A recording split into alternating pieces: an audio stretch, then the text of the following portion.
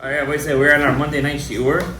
Oh, we are in a bit of a time crunch because tonight many guys were in a simcha. Gabriel, hi, our cameraman. We love you. You look great tonight, by the way. And our shiur is sponsored.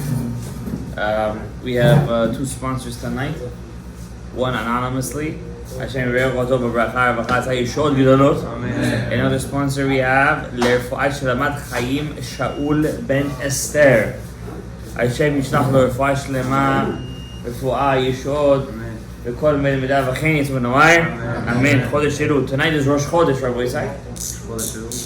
Avraham, you're about to hear some great things if you're going to listen. We have two things that we have to say. First of all, tonight is Rosh Chodesh. And then after Rosh Chodesh, on Thursday is the first day of Slichot for us Sfaradim. And Slichot of Chodesh, only Chodesh Elul. That means, even in a day, that means, what do we do during Selichot, guys? We say V'ya'avor. Anybody here knows how many times we say V'ya'avor? We say 4 times. No, but how many times do we say the whole thing? 4 times. Some people add a 5th time, right? So we'll skip the 5th time right now.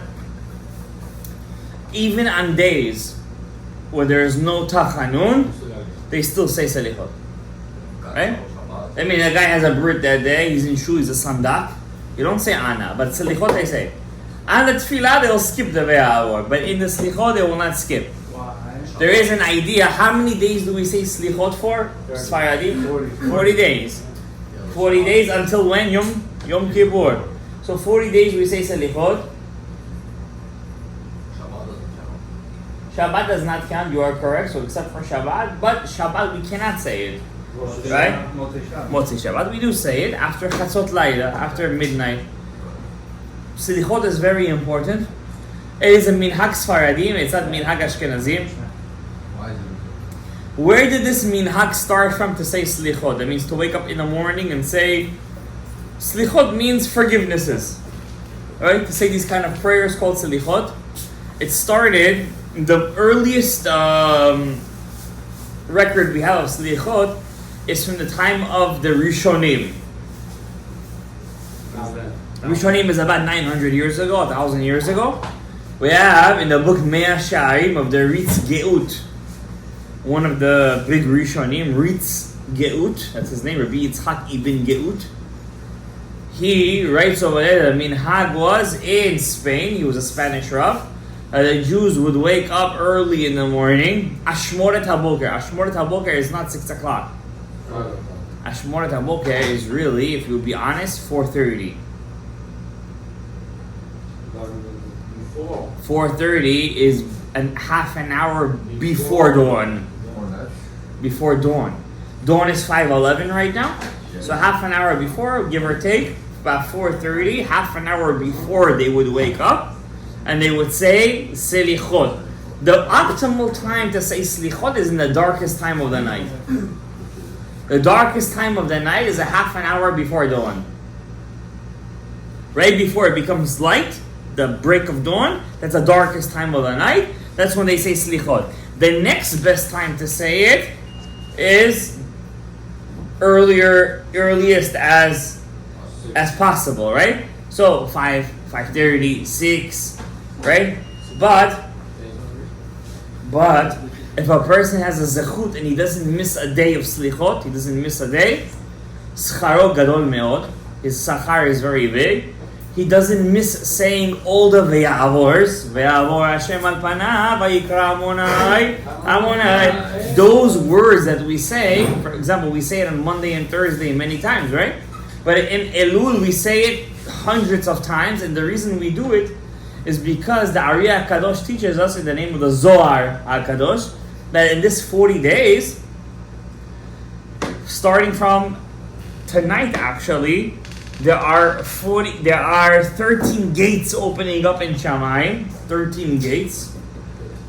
And these 13 gates correspond to the 13 attributes of mercy, which corresponds in this world to a man's beard. You know, the Baba Sali wouldn't let anybody in his minyan unless he had a beard. You ever heard of Baba Sali, the great mystic and Sephar Kabbalist? It wasn't just a Kabbalist; he was a tzaddik. You know, somebody once asked me, "What's a Kabbalist?" So I told him, "Not a Talmid Chacham, a Kabbalist, a Mikubal. He's not necessarily a Talmid Chacham. He's a tzaddik. He doesn't have to know the whole Torah. He has to know what he has to do, but he has to have amazing midot. His vessel has to be a pure vessel. Like, he has no ta'avot. His ka'as is not existent. He has no ga'ava, no ego, no kamtsanut, right? And you could mistake it. For example, the Baba Sali would never accept money for pidyon. People used to come to him and say, "Here is money, pray for me." He would never accept money from a guy who was Mechalel Shabbat. Honestly, there's many stories like that. The Baba Sali got, especially French Jews. You know, the French Jews are not Ashkenazim today. They're mostly Tunisian, Moroccan, right? So they used to believe in the Baba Sali. Baba Sali lived in France for many years. Baba Sali lived in Israel. And when they wanted to make him chief rabbi, he said, "I'd rather leave this country, which is the country of my forefathers, than be chief rabbi." He asked the Lubavitcher Rebbe, "Should I be chief rabbi or should I leave the country?" The Lubavitcher Rebbe told him, "Why should you leave Eretz Yisrael? Who said you're allowed to leave?" Interestingly, the Baba Sali didn't listen to him. And he still left the country. He said, "I'd rather not listen to the Lubavitcher Rebbe." I want a second opinion. Right. He didn't say second opinion, but he said, "I'd rather not listen, but I not get the kavod." But he just rejected. Yeah. No, you just rejected. I guess the pressure was too big. I guess the pressure was very high, and he left to France for many years. There's many famous stories of him in France, and I think he lived in a place called Marseille, something like that. There's a famous story where he couldn't do Birkat al-Levana, blessing of the moon. And it said, that's not how the story goes. The story goes that he was driving up the mountain for many hours just to find a place where the moon was shining, where there's no clouds, until he went on a helicopter. That means he was so popular that the guy with a helicopter took him up, and still it was so cloudy he couldn't see the moon. And when he was on top, there's many versions of the story. He I don't know what he did or what he said. He went, the famous story, like this with his hands, and the clouds parted, and he said, Berkat al-Levana. Many years he lived in France. It wasn't until he was much older that he got back to Yerushalayim. Baba Sali had a apartment in Yerushalayim, and his wish in his life was to live in Yerushalayim, but he said, "I cannot live in Yerushalayim." Because why? Because I see how the Samech Mem's legs are standing on Har HaBayit, on the Temple Mount. That's what King David said. Yeah, he said, I see the Samech Mem on Har HaBayit. I cannot live in Yerushalayim. Where did he move to? Netivot. First he moved to, I believe, not Netivot, he moved to Yavne, a southern city, not so south, but southern city.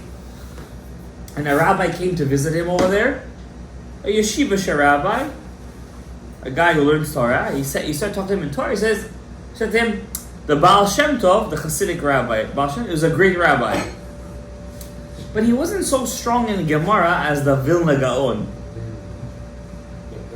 the Gra. Baba Sali didn't tell him anything. The rabbi left. He said to his family members, "Pack up your bags." On the city that says Lashon Hara and Motzi Shem Ran, the Baal Shem Tov, I will not live in this city. This is, by the way, 100% known story. It's been, how you say, Pichat. I think it was Yavne. Was it Ashdod? Yeah, it could be Ashdod. It was a southern city. He said, "I will not live in this city." And he got up and he left and he moved to Netivot. Just like that. No, money, this, that, they didn't care. He just got up and he left. Imagine if everybody would leave from the city that they said Lashon Hara. There was a famous rabbi the son of Rabbi Shimon Bar Yochai, Rabbi Elazar ben Rabbi Shimon. One time in his life, he heard Lashon Hara about Chachamim. When he died, they didn't bury him right away. He was in his attic, lying down in his bed for 20-some years. Anybody remember how many years it was? 20 years? I think it was a bit more. 20 plus years. And when they used to come to the window and ask him a question, he would answer. The son of Rabbi Shimon Bar Yochai. His story is recorded in the Gemara, Masechet Baba Metzia, page 84. And at one time, his wife comes in to check on him. So I'm talking about 20 years later. And she sees a worm going in his ear and out his ear. And she thought his body's already starting to rot. So she said, maybe it's time to bury him already. Because he told her before he died, he said, don't bury me. Put me on the bed sleeping. I'm not technically dead. He wasn't decaying. Yeah? He was not decaying. But after 20-some years, she saw a worm going in his ear, out his ear. Maybe maggots are growing in his brain. I'm going to bury him already. He came to her in a dream. The Gemara records the story and he says, don't bury me yet. That, what you see, a worm coming in and out, is because one time in my life, I heard Lashon Hara, slander about a Talmid Chacham, not a Tzaddik. And I didn't say anything to defend him. Because of that, my body, you see a little bit of decay going in and out. I heard about a guy recently who died and came back to life. He was dead for a certain amount of hours. And he said that he saw in Shamayim people who speak during prayer, in Shul, during prayer. He saw worms coming in their mouth, big worms going in their mouth and coming out of their eyes, and they're going in and out. That's what he said I saw in Shamayim. It's a story I saw it actually yesterday. A guy who he died for a couple of hours. He shows his death certificate. People who speak during davening. That's why if you pay attention, when I daven over here, whenever I just hear a peep, I just stop davening. I stop. I don't continue davening. Why? Number one, he's ruining everybody's tefillah. Number two, he's ruining himself. Right? I don't need this guy to tell me there's worms coming in and out. As long as you know it's an avera, it's an avera. You're not allowed to speak during davening. The Ariyah Kadosh wouldn't even speak divrei Torah in a shul. The Ariyah Kadosh wouldn't even speak divrei Torah in a Beit HaKnesset. In case it would turn into Sikha B'Teilah. To that extent. Beit HaKnesset is even worse than a Beit HaMidrash. It's even worse than a Beit HaMidrash, right? It's a very... Shh.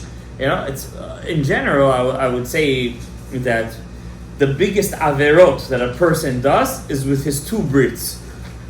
One is Brit Hamaor, which is down there, and one is Brit HaLashon.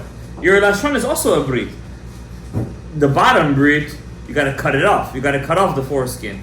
The top Brit, God made you two fortresses, right? The teeth and the lips. God's telling you, don't just shut up once. Shut up twice. Think before you speak. How many times a person gets into trouble, not just between him and his friend, with his spouse, with his boss, with his employees, because he should have thought before he spoke.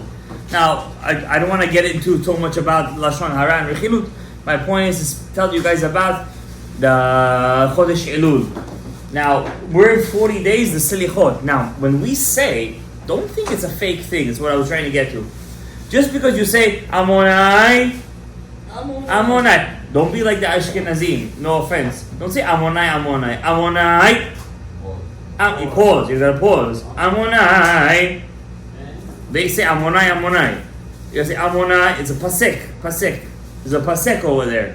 Amonai. It's very important. Kel rachum lechanun lerachapayim v'rav chesed ve'menotzer chesed la'alafim noseh avona b'shaveh chata'a v'nakeh. This is the Dvarim shebakdusha. Only if you have 10 people you're allowed to say this. Only if you're in a room. You have to be in a room with 10 people. You're not allowed to say it. What do you do? If you do, you have to say it with the ta'amim. If you're running 2 seconds late, is it okay to say by itself? If you're in a room with 10 people, you could say it. The past already Yeah, if you're in a room with 10 people, you could say it. If you're by... Just be in shul and everyone's learning and you say Doesn't matter if you're in a room with 10 people. Even if they're doing something else, you can say it. Oh, yeah. I'm telling you according to the Sephardi scheme. I'm not sure all the thing. Ben Ish Chai was machmir. He said if you don't say it in tefillah with everybody, you say it in Aramaic. I'm not saying you that. If you know the ta'amim, the cancellations, you can say it by yourself.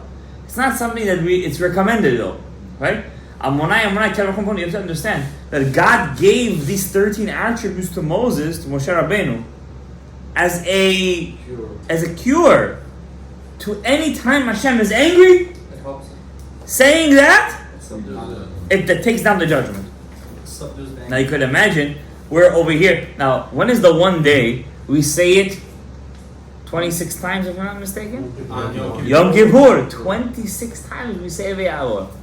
26 times we say, and one day.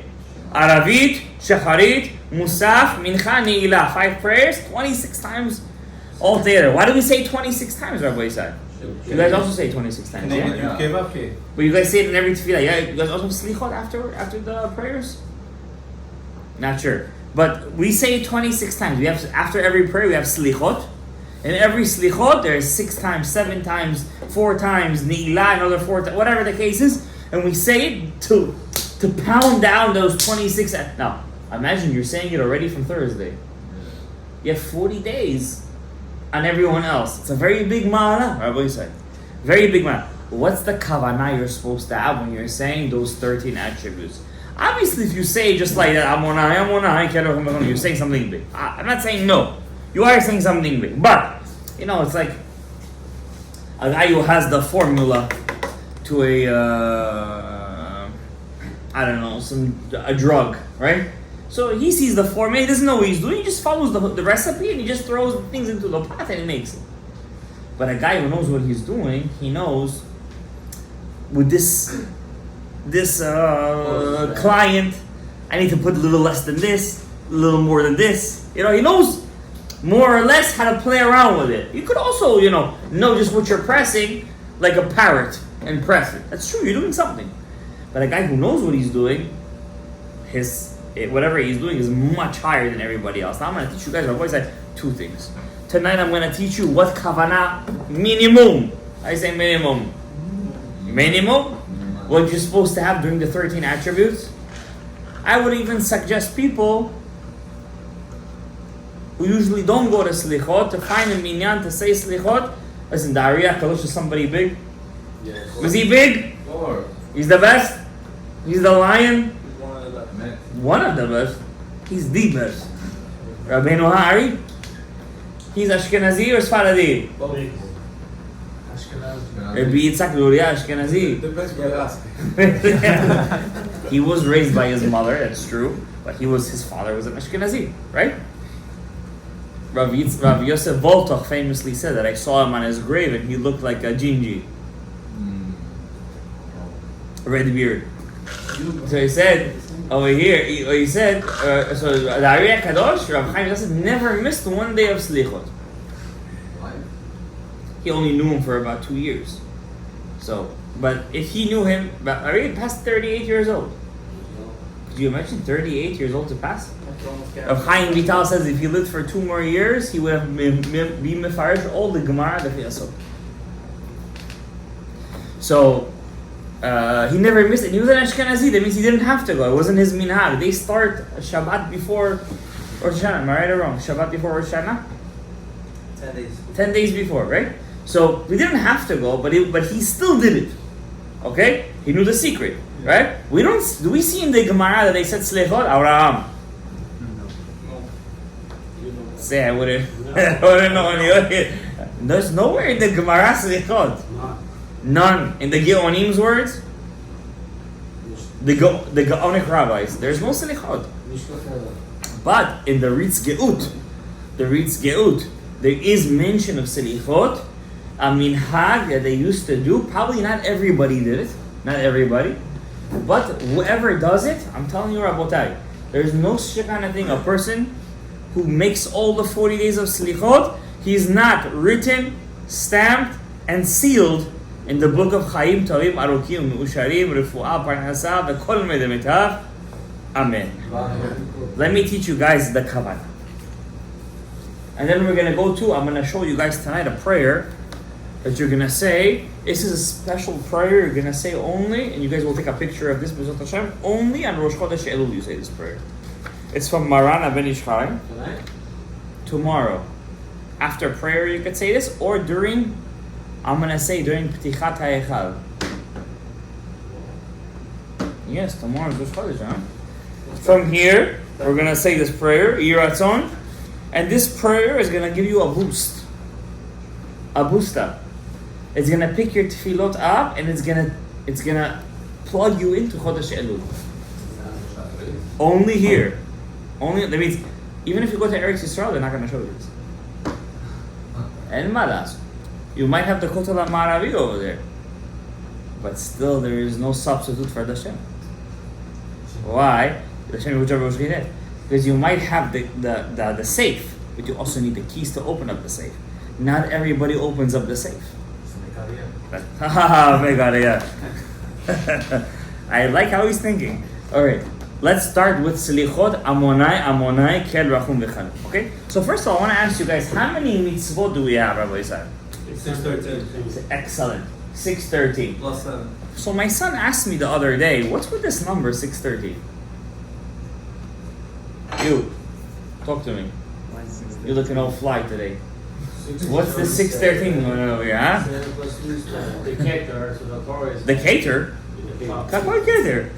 The Torah has what? If you spell the Torah itself, what, 6? I don't know what you're talking about over here. Talk to me. Don't give me Gematriot right now. I want to know Pshat.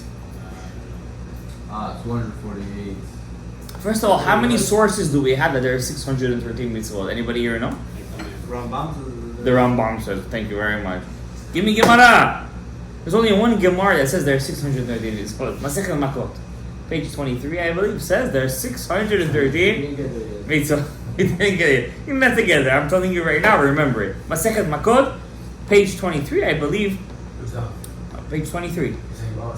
Chav Gimel. I think it's Abud Aleph, towards the end of the page, if I'm not mistaken. It's mamash the last page.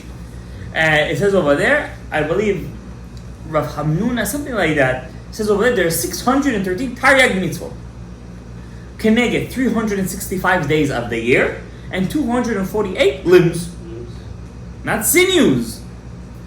Where do we get that 365 is Keneged the veins and sinews in the body? Where do we get that from? That's a Zohar.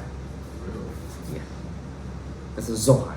The Gemara doesn't say that. The Gemara says 365 is corresponding the days of the sun, the solar year, and 248 is the 248 limbs. That's the only source we have in the Gemara. Now, why do we take it so strongly, guys? Nobody argues with him. But how do we know that what are the 613 mitzvot, Abraham? How do we know what are they? There's thousands of mitzvot in the Torah. There's thousands of mitzvot. Am I right or wrong? There's literally thousands of commandments in the Torah. How do we know there's six? What are the 630? For example, God tells to Moses to make a copper snake.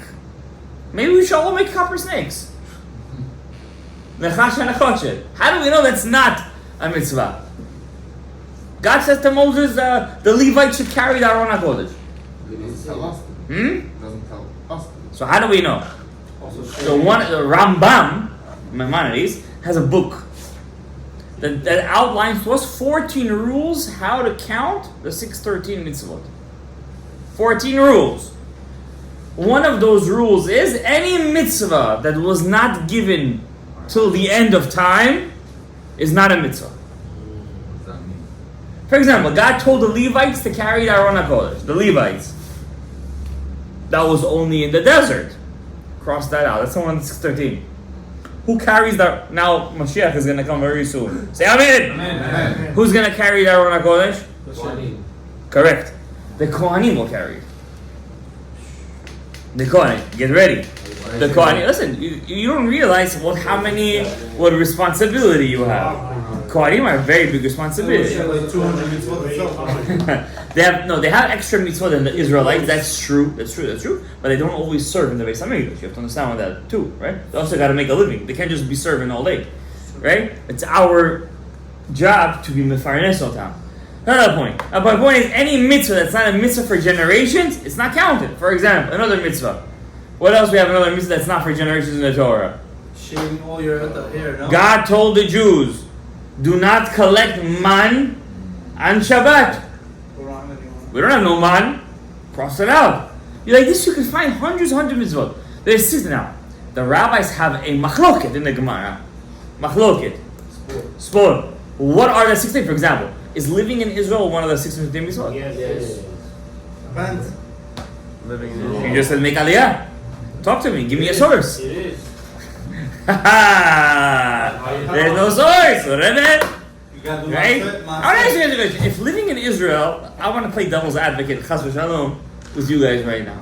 If living in Israel was a mitzvah, a real mitzvah from the Torah, let's say, don't you think it's stupidity that we're living over here? Yeah. Imagine, keeping Shabbat is a mitzvah and we're all doing Chilul Shabbat. I'm asking you guys a question. If living in Eretz Yisrael is a mitzvah, what the heck are we doing over It's a here? mitzvah when you're there. It's a mitzvah when I'm there? You're saying it's only a mitzvah if I'm there. In that area. In that area. So it's not activated. It doesn't apply to the So you're saying it's only a mitzvah if I'm there. But if I'm outside, it means it's a mitzvah that's only, it's like, I only have to do pidyon haben if I have a ben. Correct. Right? But if I don't have a ben, then why should I do pidyon haben? Correct. So I mean, I have no mitzvah myself to get up and go there. Is that what you're saying? Not a chov. It's not a chov, but it's a chov. It's not like you must live. So you must live there, but if I'm there, it's a mitzvah. Yes. The Rambam counts living in Israel as one of the 600 mitzvot? The Rambam. No. Rambam. Huh? Maimonides. He does not count it. He does not count it. He doesn't count it. What's the proof? He himself didn't live there. He himself didn't live there. Where did he live? Egypt. In Egypt. Fostat. Cairo. He lived in Fostat. Close enough.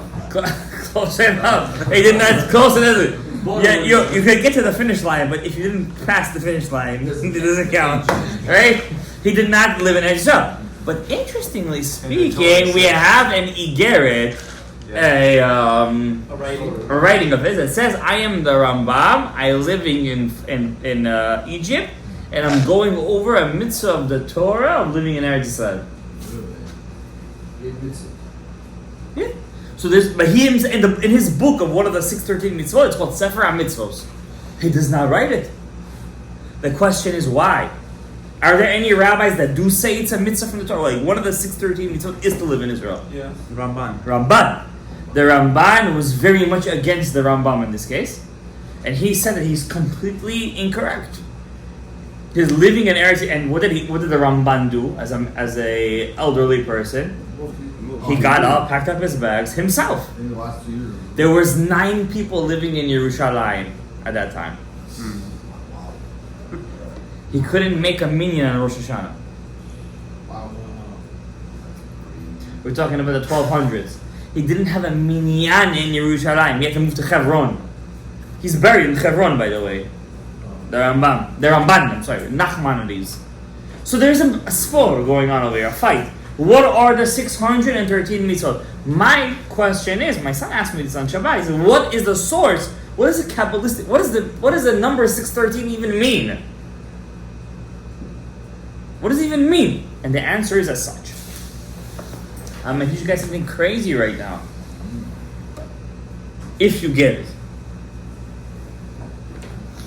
it's gonna exponentiate your olam haba by a lot.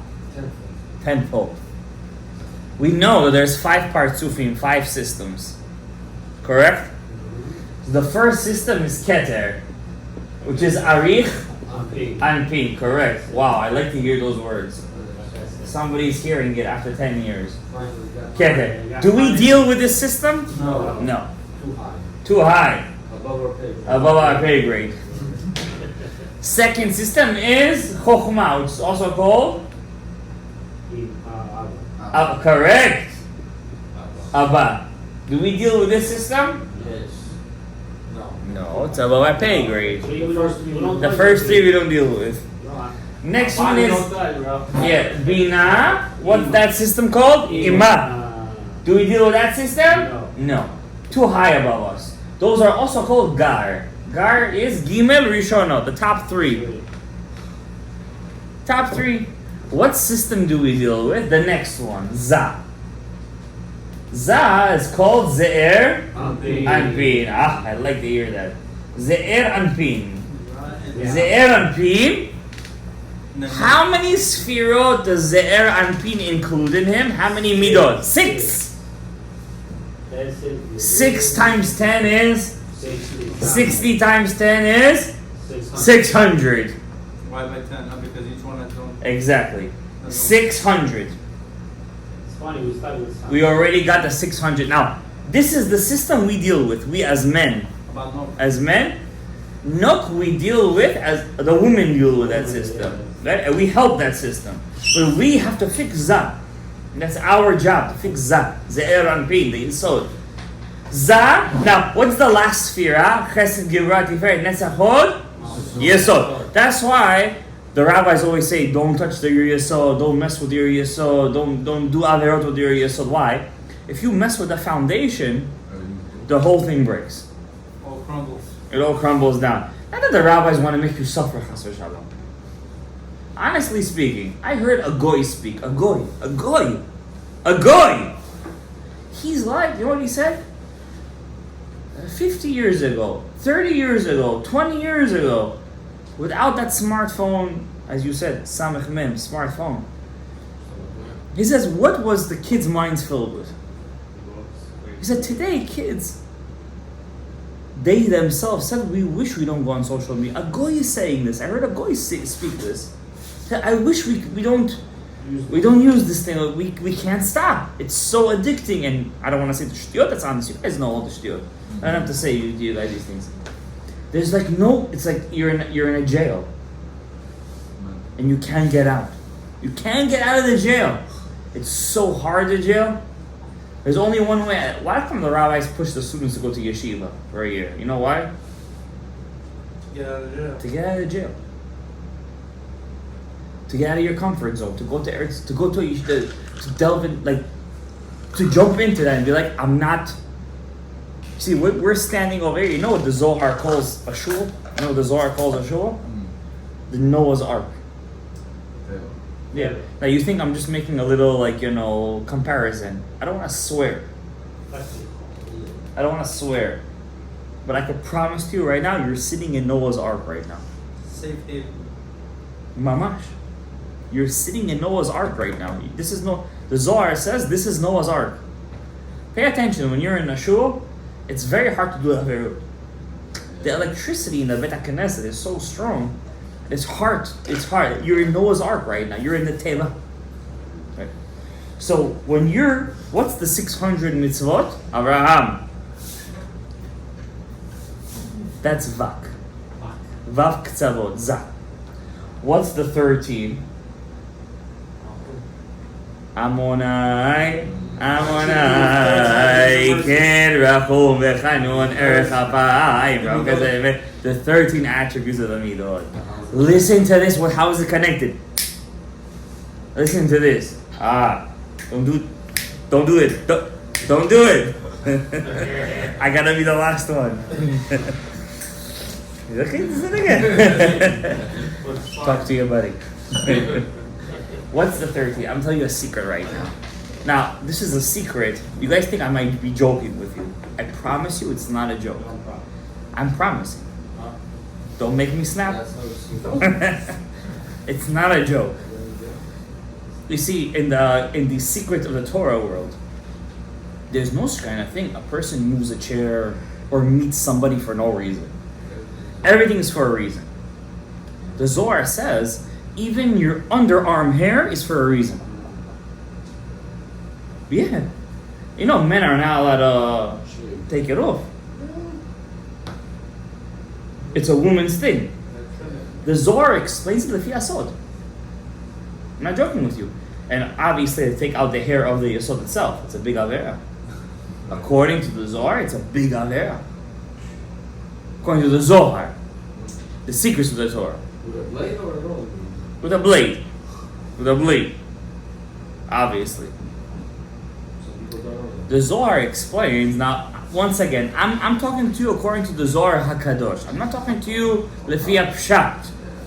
The Zohar HaKadosh explains that a man must have two beards. One day. I don't have to explain this to you Big. more. One is in the Chabad, Yeah. one is in Yisod. the Nahi, the Yisod. How do we know if a guy could have children? Says the Zohar. Was there. If he has zakan, the Zohar calls it zakan atachton. Zakan atachton. That's how we know he can have children. Zakan atachton is the hair in the Yisod. If he doesn't have that, the Zohar says he cannot have children. He's not mature yet. And he can't write a Torah, by the way. That means there's also halachot of ben sorer umore.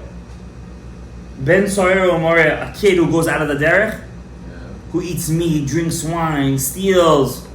You could kill that kid. Yeah. But if he has a zakan, hatachton, You can't touch him.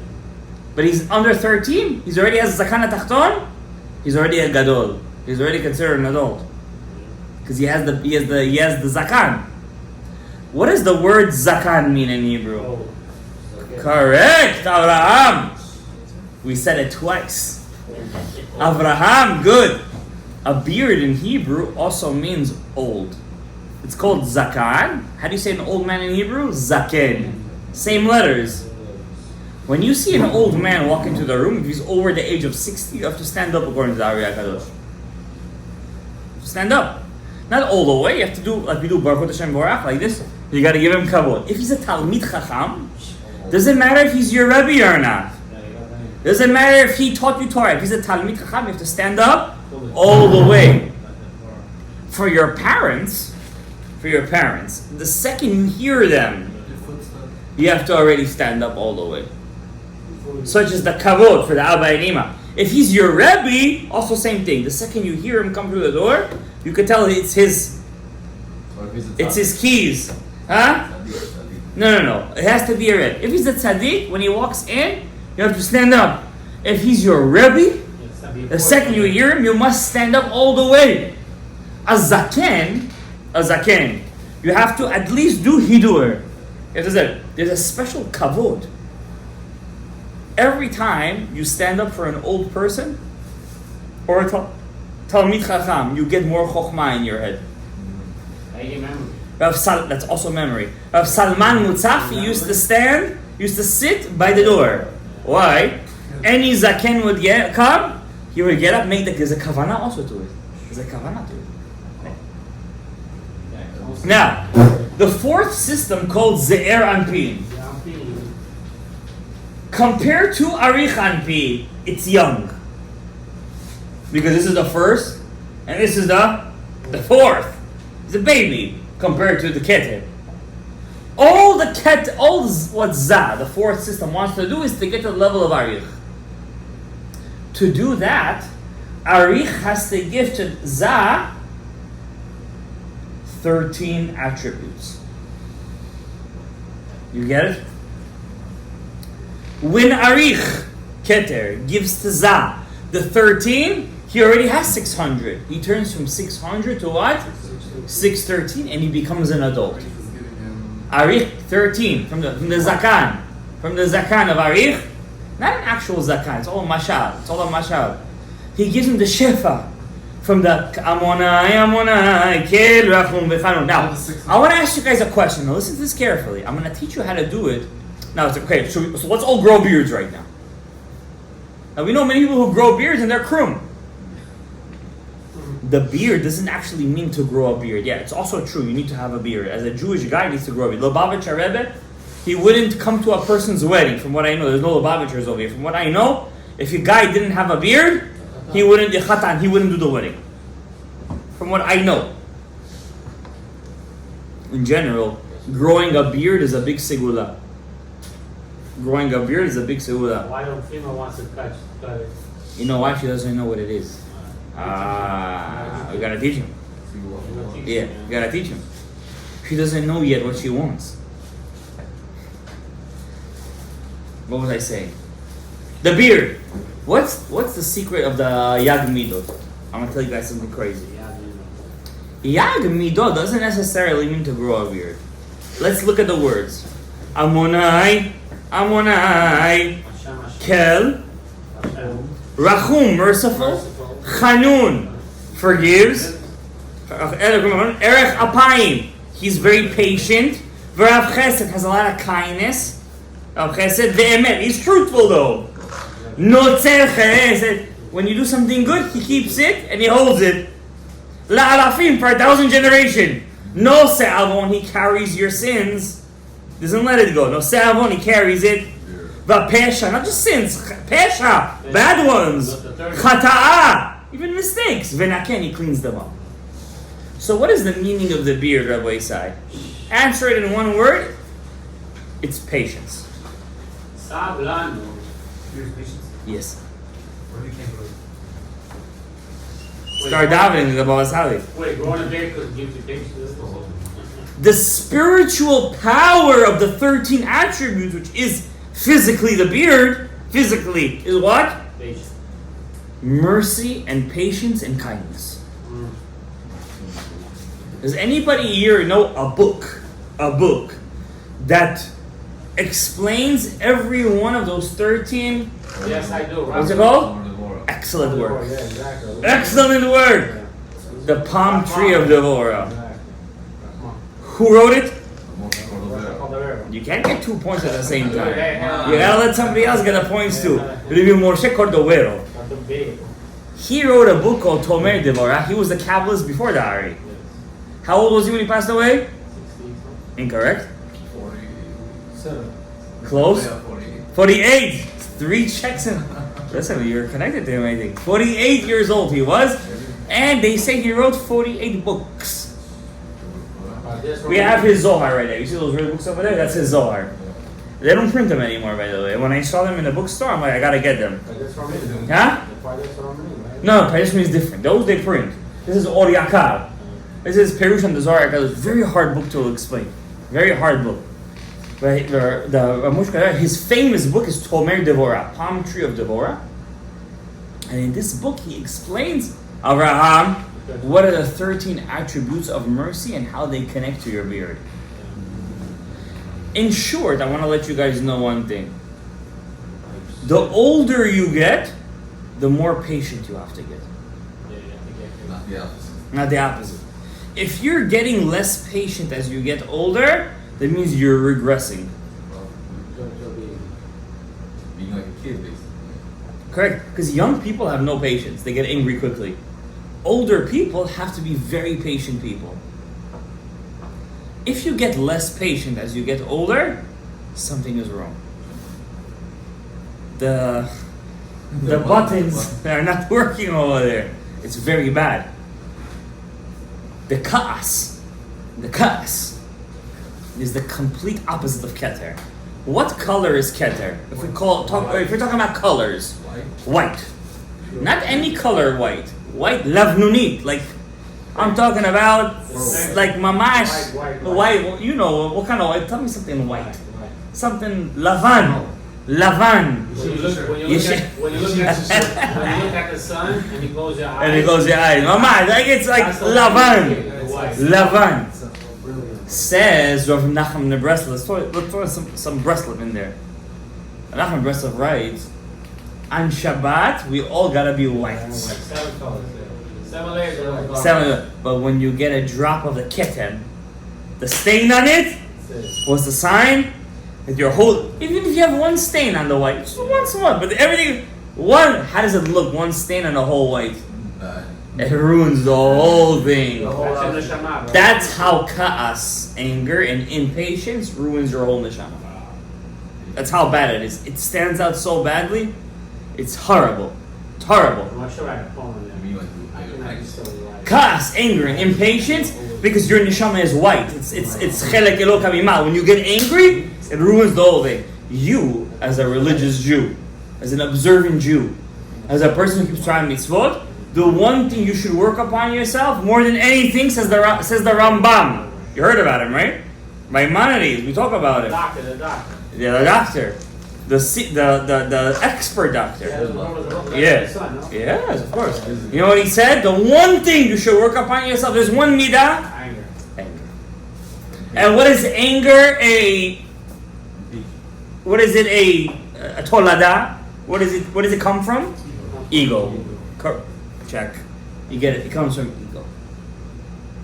Ga'ava. Ego breeds anger. Do you know how do you defeat anger? It doesn't happen in a day. It doesn't happen in 2 days. Whole life, man. You have to be completely conscious of it. I'm gonna tell you a story. I told you the story before. I'm gonna say it again because I wanna give you guys this prayer, so you guys can say it tomorrow and on Wednesday, and you guys will open up your 13 attributes. You want God to be patient with you? You got to connect to the patience. Every time you're impatient with somebody, God is impatient with you. Every time you're ma'arich apayim, you're patient with somebody, God is patient with you. Remember that. What is enemy of Israel? Why are you jumping to the enemies of Israel? Why are you going? Where are we Can I going? get angry there? When you go to Gaza, call me and tell me what you should do over there. For a while, forget about the enemies of Israel, alright? I know you live in Long Island, there's a lot of Kritmas over there, but forget about them for a while. We're talking about Jews. Am Yisrael, not Jews. Jews. J-E-W. I want to give you guys this prayer, Rabbi Isai. I'm telling you. Tell you. There was a rabbi, I'm sure you heard about him, Rabbi Yehuda Ptaya. Yes. You heard about him? I heard it. I think so. He said, He's the one with a lot of dreams. dreams. Thank you out right now, dreams. This guy was, he said, it was Rosh Hashanah. He lived in Baghdad. You know Baghdad, there was no ACs back then. So when it was very hot, they used to make the seudah on the roof. Abraham. On the roof they used to make the seudah. Rooftop party. And it was Rosh Hashanah, he was dressed all in white. With a white hat. Dressed to impress. Baghdad has a lot of cats. Yeah. Yes. One day, it was Rosh Hashanah. Now, there's no electrics from electric. We're talking about early 1900s. So they had candles all over the roof. On the table, they had the roof candles. He starts. Whatever he started over there. Suddenly, a cat jumps on the table. All the lights came out. His wife is just about to come onto the... She doesn't see. She slips on something. The whole soup falls on Rabbi Yehuda Ptaya. All the soup. Basically, he turned over there, purple, blue, red, whatever the color soup was. Now, he's Iraqi. Iraqis, they have Ka'as Gadol. Ish. Especially Sfaradi. Especially Mikubal. You know, Mikubalim have more anger than anybody else. You guys know why Mikubalim have more anger than anybody else? Because they can't stand imperfection. They always need to have perfection. And when somebody's imperfect, doesn't do whatever Hashem wants, it makes them crazy. Because they themselves always strive to be perfect. So imagine he's on Rosh Hashanah, first night, the wife spills the whole soup on him. Suddenly the cat starts to do Selichot on the table. All the salatim, everything falls on him, the whole tablecloth. Rabbi Yehuda Ptaya writes, I wanted to blow up to a point where my head was going to explode. This is what he writes in his Sefer. He said, but I held myself at Rosh Hashanah. I held my kaas. He said, that year was the best year of my life. You know what I'm telling you guys? It was the best year of my life. Why? I'm teaching you. He was mamshich the 13 attributes of mercy into Zah. To Ze'er Anpin, 613, not just 613. He was mamshichotam, he brought them down, and he was mematik. He sweetened all the dinim of Zah. All the dinim of Ze'er Anpin. By bringing down, now you know why. When a person's 13 years old, now he can just start to be chayav in mitzvot. Before 13, he's not chayav in mitzvot. He's not obligated to do mitzvot. Why? He doesn't have that power of patience. To do a mitzvah, you have to be patient. You have to have savlanut. You don't have, what's arich anpin? Erech apayim. Well, you know what erech apayim also means? Erech, long, apayim, nose, af. They say Jews have big noses. It's a stereotype, but it's not really a stereotype. It's from the Kabbalah. It's from the Sod. A bigger nose means more calm, more patience. Small nose, pay attention. People with small noses have fire inside of them. You think it's fire? It's not. I'm telling you, it's real. Pay attention. Is that what Pinocchio was? I don't know about Pinocchio. It's an Italian mafia movie. I don't care about Pinocchio. All right? Forget about him. All right? I'm just letting you know, Abraham John. Jews, erech, your job is to get a keter, arich anpin. When you come to Slichot, I'm saying this to you this year, which I know these things. I'm telling you, I'm getting excited. How are you going to explain that? When you come to Slichot, you know what it is to wake up 5:30 in the morning? For you, it's not so much. For a regular Yid, it's a lot. It's tough. You got to break your nature. I promise you. I'm going to promise. You break your nature for 40 days, you come to me next year, you're going to say it's the best year of my life. Don't make me throw this at you, Reuven. Don't make me do that. No night. Break your nature. Break it. What's the point of Slichot, Reuven? To break yourself. Yeah, you can go to Slichot after midnight, not 10, 9 o'clock. We're not after midnight. Yes, we're gonna go for Shacharit. Shita. So, yes, yeah, you could do that. You could do that. But en davar kemo to break your nature. En davar. And there's no kind of thing. Any Jew who breaks his nature, it's guaranteed. Guaranteed. Whatever he wants, he's gonna get. Why do you think tzedakah is the biggest mitzvah in the Torah? I'm telling you, guaranteed. If you're in a bad position in your life, anytime you're in a bad position, and you say, Hashem, we don't have a lot of money. Say, Hashem, $2,000 tzedakah. Please, Hashem, help me out. It's impossible. You're not going to get what you want. Why? You know why? When you give your money, it burns. It burns. It's against your nature. Your nature is to hoard your money, to keep your money. But when you give it, it burns you inside. I gotta give it again. That's why anytime you give tzedakah, I'm telling you, anybody's nature. Anybody's nature. Anytime you give tzedakah, test me. What is it? The Torah says, "Ubechanuni gam basod." Test me. What is Torah? Torah says, "Bechanuni gam basod." Test me, God says. Anytime, because it burns a person when he gives his money away. Because money is what is money called in Hebrew? Zuz. No, that's in Aramaic. Yes. Mamon. No, in the Torah, I want to know Tanakh. What does the Tanakh call money? Damim. Blood. It's your blood. Your blood and sweat. When a person is in a bind, you say, I'm telling you, I saw this miracle happen to me 100. It became such a privichka for me. Every time I'm in a tough spot in my life, it's no kind right away, tzedakah. Right away. It works because it burns. You think waking up 5:30 in the morning to Slichot doesn't burn?